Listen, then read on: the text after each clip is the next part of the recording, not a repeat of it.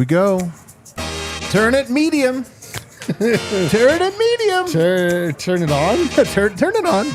Get it revved up. What's up, everybody? Welcome to the pregame show. Let's Are you guys even Nuggets fans? Or are you just Jokic fans? Yeah, I thought, you don't really know a lot about yourself until you find yourself in a position where you are forced to analyze your true feelings. I'm a Jokic fan. The Nuggets get in that second. Denver Nuggets playing host to the New Orleans Pelicans. Two teams on a win streak, you guys. Two teams on a win streak collide in the Mile High City. Oh, man. Nuggets face the Pelicans. But maybe no Jokic. We'll have to talk about that here a little bit later. We are going to do some fun stuff, though. We're going to talk about the NBA ESPN straw poll. Oh, hell yeah. You guys, I love straws. You guys want to talk about the MVP conversation? Finally. We've been wanting to talk about it all year, but no, it hasn't come up. It's been a long time coming. We're also going to talk about the power rankings in the West. Vibes edition. Vibes edition. Some guys only have vibes, true measure. The only true measure. And then, of course, we're going to make, how we're really going to have fun tonight? We're going to bet and make some money. Oh, man. Woo. But first, let me introduce my esteemed panel. Actually, the only two guys I can get to show up. It was D-Line Co. Yeah, guys. Why did I show up? I tricked you. I should have checked the injury report. And then That would be funny if you were like, hey, are you going to be on the show tonight? Well, I'll get back to you as soon as the injury report comes out. Yeah, man. Cowardly move. Cowardly I can't move. believe you're getting into it already. We're not even in game notes yet. I got Superstar Dev. Man, I know we're going to talk about it later, but it's Thomas Bryant season. Let's go. go. Thomas Let's go. Bryant Let's season, go. baby. Let's go. What if he Let's gets a go. DNP tonight? It's on the table. We'll find out. It'll be rough. You guys heard us alluding to it, but there is breaking news out of Ball Arena. Nikola Jokic, the reigning two-time NBA MVP, fresh off of a game against the 76ers in which he outscored Joel Embiid 24-0. 24-0. Unbelievable. Triple-double to 0 in this last game. Destroyed him. Embiid famously ducked that game with a calf strain. Malone announces today, Nikola Jokic out with a calf strain. I will say, he did get this light in, though. I will say, he got this light in. Do you want to hear what the light was? You guys didn't watch the presser, I'm sure. He had a great one, though. He goes, it's a thing he's been dealing with for a long time. Had it last game, played through it. I thought it was pretty funny.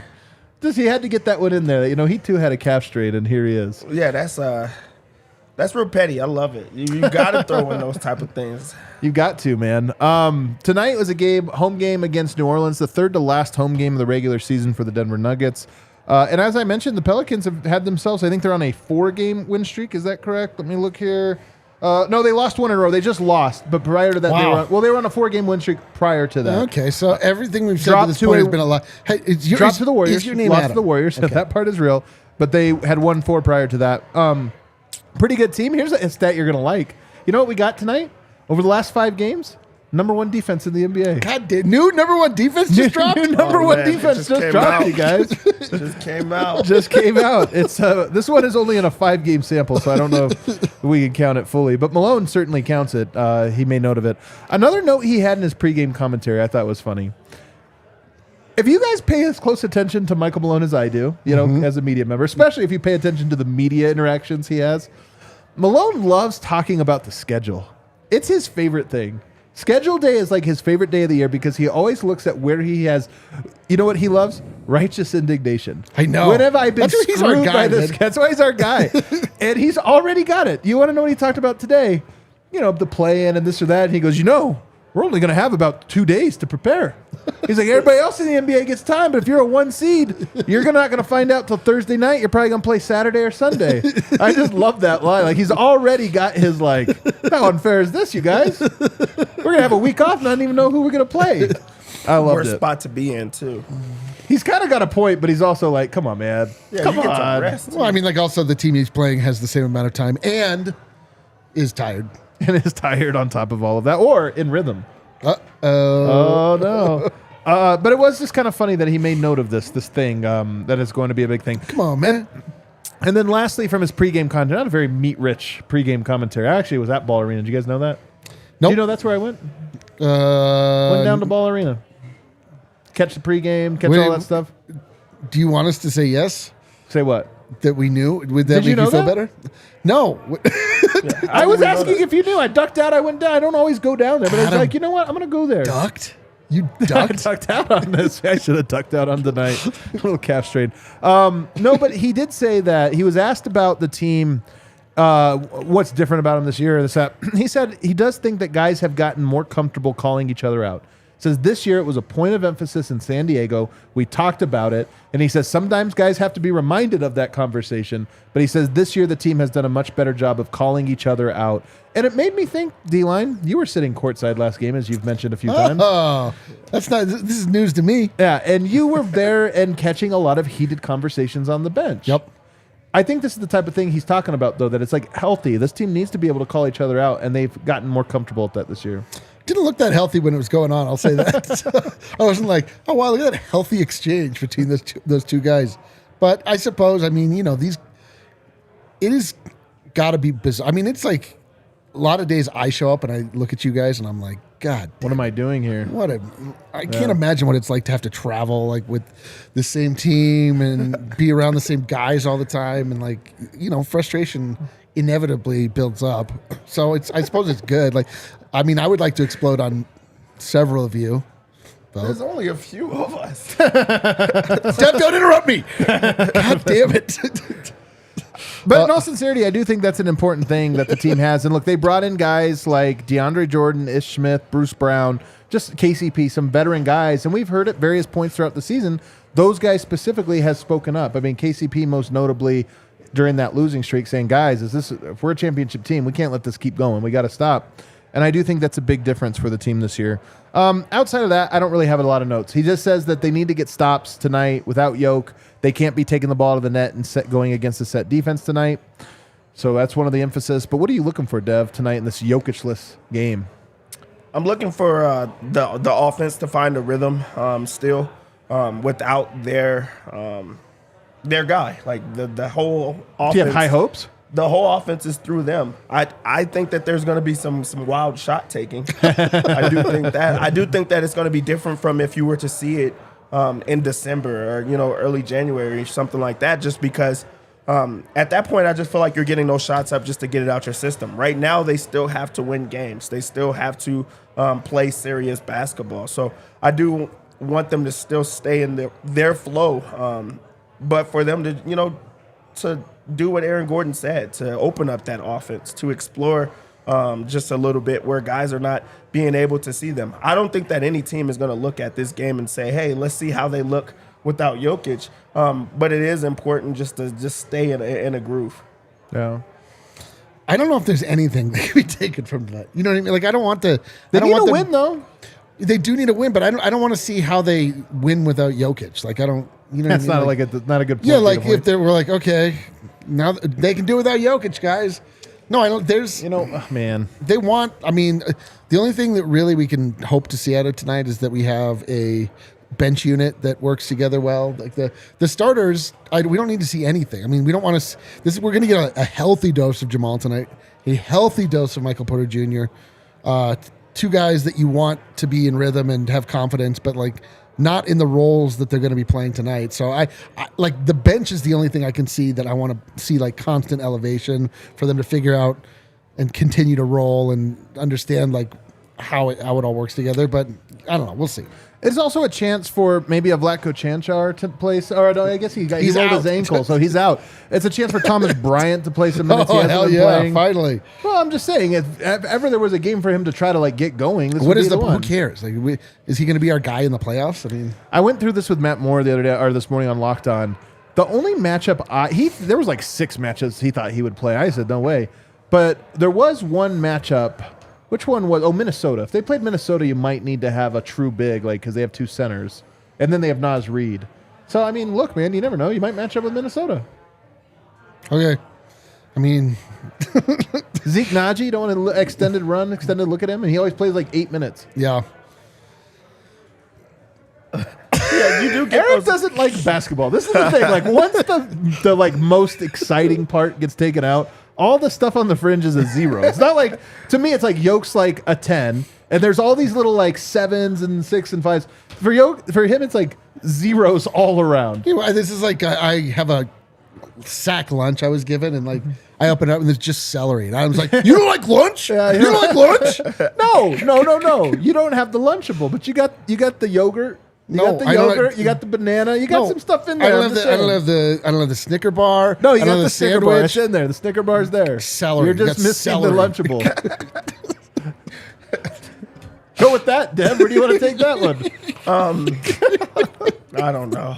I don't know. I'll tell you where you could go with it. To the straw poll. Oh, Guys, let's you want go. to talk about something new dropping? New straw poll just dropped. Very fresh this morning, which isn't it weird how the news cycle, this already feels like old news. It dropped this morning. It's been like exhausted to death. But it is kind of interesting. Kel, if you pull it up, can you go to ESPN? You can pull it up. Number one, Joel Embiid, 40 first place votes, 45 second, 15 third, for a total of 790 points in the system. Jokic, 42 first. That's more first place votes, you guys. He got more first place votes. 39 second, so fewer second, and then 19 third. That's 788. 2 points away. I'm going to go ahead and say this. It's tied. Of course it's tied. It's tied. That's like 2 people voted him second instead of, or third instead of second. Then it would have been tied. This is neck and neck. And then Giannis honestly has like a little bit of ground on here too. 18, 15, 64, third place. I will say the interesting thing about this, Embiid had 3 people not vote for him in the top 3. Or I'm sorry, Giannis. Come on, guys. I know. What are we doing? If you want to talk about who has the most to be upset about, Giannis is like, why is he so far third? And why did somebody vote him 5th? What an idiot. Yeah, that was confusing. Also, Jokic in third place, like all of those. I feel like it should just be the top 2. You think? I feel like I don't know how you go all the way down to 3. If you have to choose, right. I feel like it's first or second. But yeah, Giannis not in the top 3. Like now you're just grasping for anything because he is a top 3 player and he's been putting that on. Also, he's leading the NBA like first in the East and first overall. Like there's no way you go against that guy. Yeah. One person had Tatum second, 2 had him third, which is how like anybody that watched the season and thought Tatum was better. I guess tonight though, if you watch tonight, you might say that. Killed him. It really we feel validated at this very moment. Eric, we've kind of cared about this, then we haven't cared. And I think the calf strain of Monday night kind of brought us back in. But I will say this. When you look at Jokic had a massive lead, Embiid then had a massive lead, and now it's tied. Where is this headed? What is going on here, and where are we going to finish? I don't know. Me neither. What this tells you is that some people are on this set that have votes in this straw poll have no integrity. I don't know what they're watching. They're forward, they're backwards. They don't. The wind is blowing this direction. It's blowing that direction.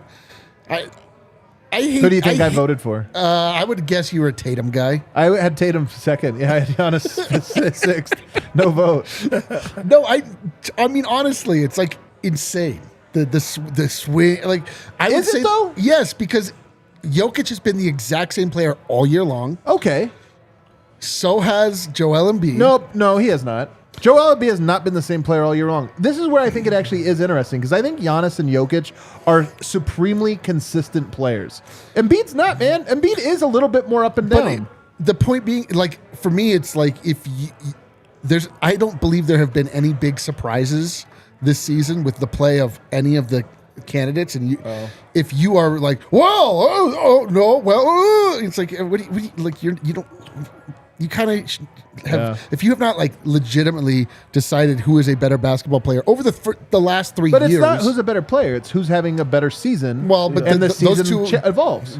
Yeah, I think that it's great, and it just shows like the human component of it because they're riding the wave of what's happening at the moment, which you're supposed to do. Great take. Jokic they were off to a huge lead. They were playing well, and then they went on a skid. In that time, Embiid is when he started to take off. So it makes sense for you to like switch over. One's going down, one's going over. The good thing is Embiid just had that happen to him to where now everybody but there's going to be people that have to side with, hey, do I respect that or not? I'm telling you, here's what this really reveals. And it's like politics. People have their minds sort of made up about their political stance, and there's very few people who are like swinging, like, I haven't decided yet. I'm going to hear both sides. But then everybody uses arguments, and they almost don't matter. And this is how this MVP conversation is like, Jokic fans making their point. Have you seen this? And a new stat just dropped, and a new thing, and this and that. And like Embiid people are like not swayed by that at all. No, but they are swayed. They are swayed by other things, and I'll tell you the number one thing they are swayed by, in my opinion, is vanity. And I think this is what happened with Joel Embiid. Here's a storyline I haven't heard. Harden got hurt. Embiid still played. I think they went 1-3 in the games without Harden. Like Embiid, remember they lost 4 in a row. Well, 3 of those were with Embiid, no Harden, and then of course one of those without either of them when neither one of them played. And I haven't heard anybody bring that up for a reason why. When Denver struggled, Jokic was on the court and he got docked for that, right? Denver went on a little losing streak. Jokic lost ground. I think that part had nothing to do with it. What had something to do with it was the interview he did with Shams Charania and then not playing in that game. And this is my point. That wasn't an argument or a thing anybody could have brought up. Nobody persuaded him. A new thing entered that was emotional. Not even logical. It was emotional. And people were so turned off by it that they were like, I don't know. Sounds like he won the MVP, the most vain player. Most vain player. Let's go. I honestly think that's what this comes down to. But where do we go from here? What I think has happened is with Kendrick Perkins and his comments about stat padding and then, of course, the racial bias. I think that Embiid obviously pulled ahead with that. And I think this last one took that away. So now it's just an even playing field. And they're tied, which I think is kind of cool. I think they are tied. How do we turn into CNN? This is I'm telling you, it is. I've thought about this a lot. This is. We need to have a little map where you're up on your. If you look here, Jokic is captured. I'm being dead serious though. This is 100% how it this is what the NBA has become is CNN of sports. People watch sports because they hate politics. Oh, guess what, buddy? We're doing straw polls. We're reading the voters. We got some votes coming in from Florida. New Human Nature just dropped. We have turned basketball into CNN. It's the worst. Do you have anything else to say about the straw poll, or are you just over it? We were talking about what to talk about in this show, and I was like, of course we're going to talk about the straw poll. Now that we're doing it, I want to kill myself. Man, Eric, whenever Jokic was out, man, we just all topics were going to be bad. No, we're going to go to vibes MVP. after this. Well, listen, are you excited about that one? A little bit. Dev, do you have any final thoughts on the straw poll? No, not really. I do. I like that it has went up and down. I do think that the playing field is even right now. I think it's great coming off of the heels of the ducking that was heard across the world.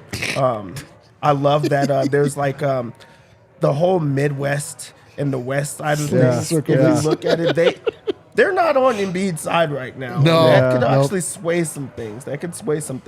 But honestly, I feel like with these last 7 games for if they do come back, I do think that it's important for them to finish off strong. So I'm glad that it's a tight race, and this is the closest race I feel like there's been ever.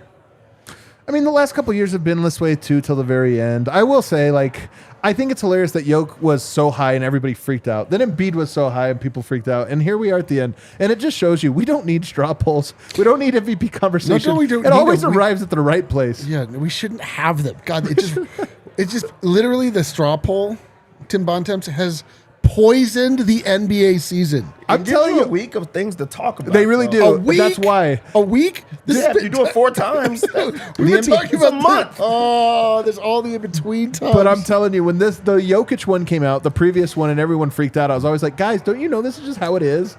It's just ask these guys in 4 days, it would have been different. It's just you caught it at this moment. Everybody chill. It'll level out. And guess what? Here we are. Right again. Starting tonight, Thomas Bryant. Let's go. Is that a let's go? Are you rooting for him tonight? I'm back in, man. You're back in on Thomas Bryant? Listen, such a good guy, the closer we get to the game, the more I feel the game in my soul. All right, there we go. Thomas Bryant minutes tonight. He's in the starting lineup. I thought for a second they might go Zeke. They might go DeAndre. They went with Thomas Bryant. Big Val's huge. He's way too big for you to go small. You can't put Jeff Green there or something. Big Val's enormous. Yeah, he would torch him. Yeah, he would torch him. All right, let's do some Vibes Power Rankings very, very quickly here, guys. This won't take long. The reason I thought of this, I'm a little jealous of the Sacramento Kings. You are. I'm a little jealous. To me, the light the beam is so cool. And I really do feel like in a weird way it has made their season better. They have 2 extra wins because of Light the Beam. It just created this narrative.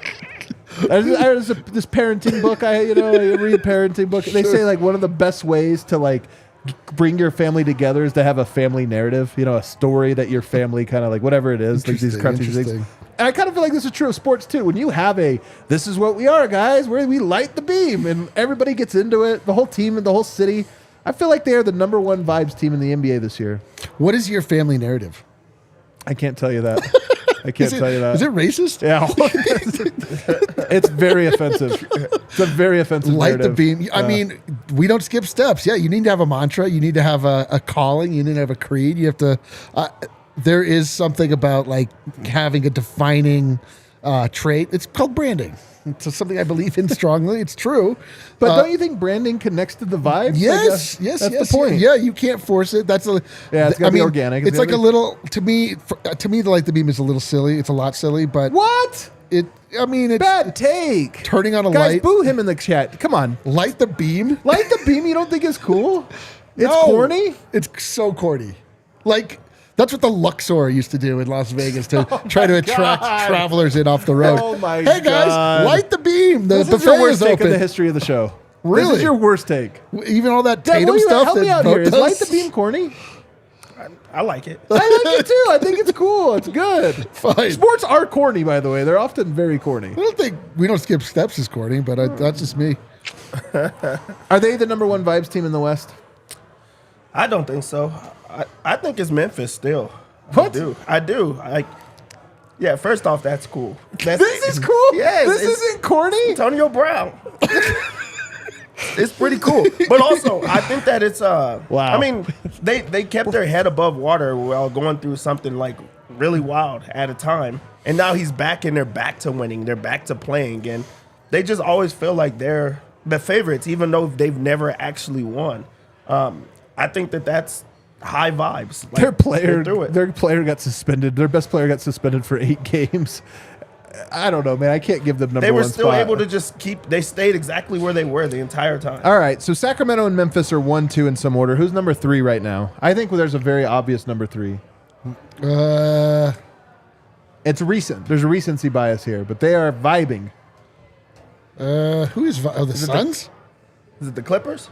No way. The Pelicans? Man, nope. The Timberwolves. You guys not been watching what's going on with the Timberwolves lately? They melted down last night and cried about the refs. That wasn't very vibey. That was a little upsetting. That was a little bad. That was a little bad. But they've been on a vibes upswing, man. That team, everybody's calling it their favorite team ever. Coming together, really coalescing. New guys in. They're all in. I've watched like 10 minutes of Timberwolves basketball this year. I'm not lying. I know Jaden nothing about McDaniel's them. averaging like 15 a game. God, I can't believe how many Beam fans are. I'm getting killed in the comments because I don't like this stupid little light they turn No, on. it's because it was a terrible take, man. It was a terrible take. Hey guys, click. Roasted in the You gotta comments. thank you, chat, man. Great work. This gives me so They're much like, hope in the hey, chat. everybody, we're camping. I dropped my keys. Can we light the beam? I need to find God. them. He's just digging yourself a grave here. Hey, everybody, we beat the Timberwolves. Light that beam. This segment wasn't a good idea. Let's go open up DraftKings Sportsbook, America's top-rated sportsbook app, and the worst vibes in the NBA? Ours. This panel's This vibes. is so bad. The worst vibes So of all bad, time, dude. So, no Jokic has torn us apart. Oh, give us some good news. Help us make money on this game. All right, well, things got very, very difficult because I don't know if you guys know, but Jokic is out. Still, saw that. somehow, the Nuggets are still favored. 1.5 point favorites, pretty much a pick 'em. I'm just going to stay away from it. I don't like it. Over under of 224.5, I like it. I think the over is going to hit. I don't think there'll be much defense, and also I feel like the Pelicans are going to try to get out and run, try to take advantage of not having the big man down the middle. Thomas Bryant is not a great defender. He just isn't. So That's I like true. that. On the Pelican side of things, Brandon Ingram's going to go crazy. Just go ahead and get his over. 26.5. He's going to score. He's going to score. Light Brandon the beam. Ingram.